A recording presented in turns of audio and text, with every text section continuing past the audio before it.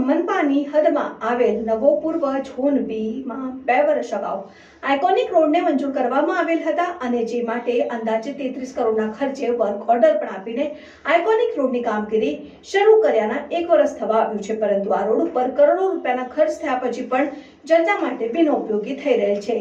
જોતા રહો Bharat times news.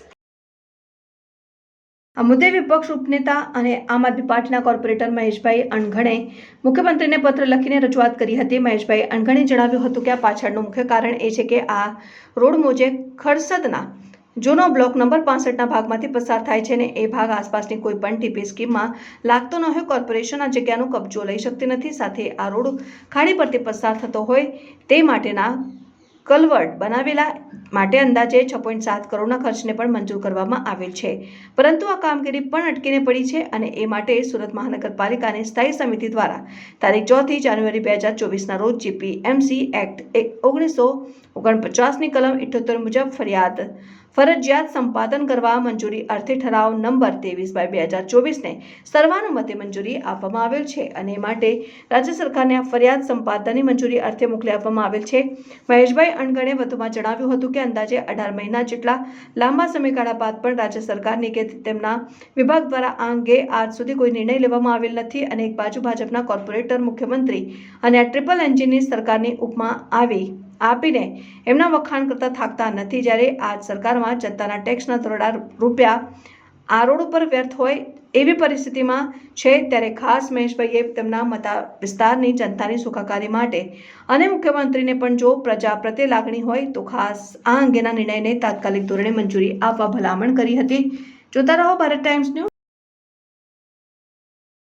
આ જે આઇકોનિક રોડ ઉપર અહીંયા તોડી નાખ્યો ને આજે બંધ કર્યું પછી તમને શું અગવડતાઓ પડે છે? રોડ બંધ કર્યા પછી તો અગવડતાઓ ઘણી ઉભી થાય છે। જોકે જ્યાં પહેલા બંધ અહીંયા મજૂર રહી છે તે બધા મજૂરો અહીંયા ઝાંઝરોમાં ક્યાંય છે એની વ્યવસ્થા બરોબર, તો એના માટે ઝાંઝરો મંદિર અમારે છે, મહાદેવનું મંદિર સિદ્ધેશ્વર મહાદેવ, તો ત્યાં આગળ બધા ઝાંઝરોની બધું આવે છે, પછી ખુલ્લામાં આવે છે બરોબર। પછી આ કચરા પેટી જેવું થઈ ગયું, કચરો જો કે આ લોકો રહેવાવાળા બધે ગંદકી એટલી મારે છે કે અહીં જ્યાં કચરો નહોતો રહેતો તો એના માટે કચરો રહેવા મળ્યો છે, બધા કચરો એટલો નાખે છે કે એની ગંદકો આવે છે, એટલું બધું નુકસાન વાત જવા દે। ટોલ કર્યા પછી લોકો અવર જવર અહીંથી કરતા એ લોકોને બહુ નુકસાની મળી રહી, કારણ કે અવર જવર કોઈ કરી શકતો નથી બરોબર। પહેલા હાવ પુલ હતો પણ કેટલા કોઈ મોટા વાહનો માટે અવર જવર બંધ કર્યું તો એના માટે કોઈ વાંધો નહોતો, પણ અત્યારે જે ભારે વાહનો હતો એના માટે બંધ કરી દીધો વાંધો, હાલ હાવ પુલ અત્યારે તોડી નાખ્યો છે, તો જો કે અવર જવર બંધ કર્યા પછી ગંદકી એટલે થાય એની વાત જવાથી, એટલા માટે બહુ મોટો દ્રશ્ય આવે છે એની વાત જવાથી, આટલે એનું કારણ આવે છે, બીજું કઈ નહીં છે।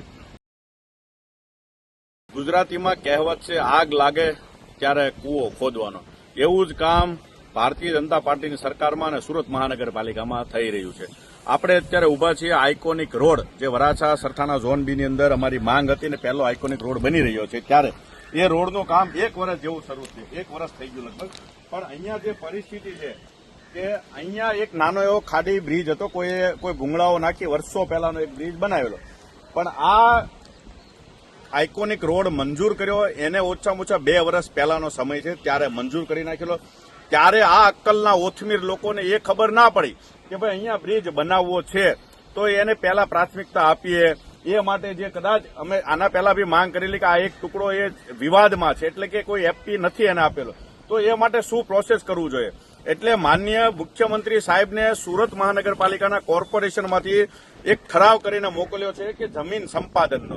હવે ક્યારેક એવું થાય કે ગાંધીનગરમાં બહુ બધી ફાઇલો આવતી હોય અને ફાઇલો અટવાય છે, કારણ કે અહીંયા સુરતના ટેબલે ફાઇલો અટવાય છે, ગાંધીનગર તો અટવાય છે ને, એટલે માનનીય મેયરશ્રીને એવું પણ કહેવું છે કે તમે સુરતની આવી ફાઇલો ગાંધીનગર મોકલવાને બદલે ભૂપેન્દ્રભાઈ પટેલ સાહેબ સુરત આવે ત્યારે એમની પાસે સાઇન કરાવી લો તો આપણા સુરતનું કામ ઝડપથી થાય।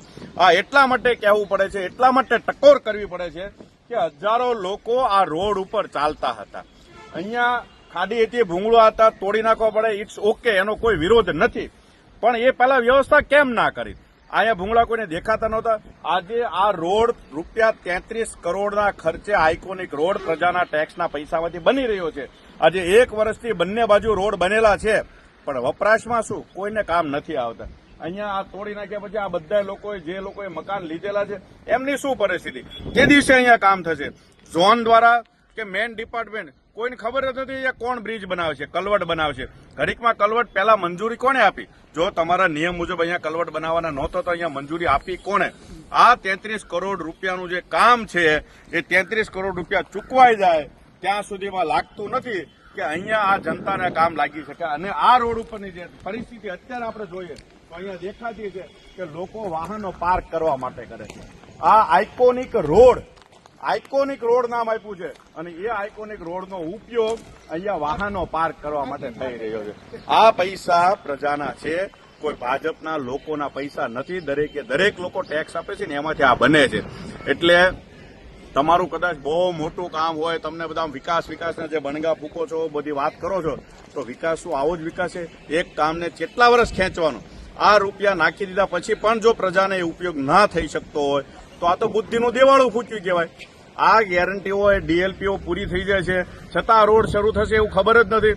જમીન સંપાદનના નિયમ મુજબ તમે કેમ હજી પણ 1 વર્ષ કરતા પણ પહેલા આ ઠરાવ કોર્પોરેશને મુખ્યમંત્રીને મોકલી દીધો છે તો કેમ સાઇન થઈને નથી આવતો? કોણ રોકે છે? કોઈ ભાજપના જ લોકો રોકાવા છે? કોઈ બિલ્ડરોને ફાયદો કરાવવા માટે રોકવામાં છે? આ તો અલગ બધા બિલ્ડરોએ પોતાની જમીનો લઈને પ્લોટિંગ કરી દીધું છે. એની અંદર જે પ્લોટ લીધા છે એ લોકોનું શું? જેને પોતાની જિંદગીની મૂડી આ પ્લોટની અંદર નાખી દીધી છે કે ભાઈ અહીંયા એક રસ્તો બનશે ને અમે અહીંયા શાંતિથી પરિવાર સાથે રહીશું, આ બધા જ લોકોને આશા અને કિરણ ઉપર પાણી ફેરવી નાખ્યું છે. ક્યારે રસ્તાઓ બનશે?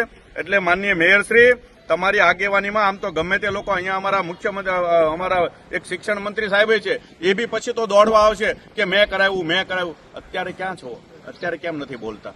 કેમ તમારામાં તાકાત નથી? તમારી સરકાર છે, તમે એક ઓર્ડર કરીને શું જમીન સંપાદન નથી કરાવી શકતા? નિયમ છે કે તમારે બુલેટ ટ્રેન માટે આટલી બધી જમીન સંપાદન થઈ શકતી હોય, ઉદ્યોગપતિઓ માટે જમીન સંપાદન થઈ શકે, તો આ તો જનતા માટે છે. જનતાના રોડ માટે અહીંયા જમીન સંપાદનની જરૂર છે. અને કોર્પોરેશને ઠરાવ કરી નાખ્યો છે તો કોની? કોઈ વિમલના ઠેલાની રાહ જોઈને બેઠા છે કે કોઈ ઠેલાઓ મોટા ભરીને દઈ જાય પછી સાઇન કરીએ?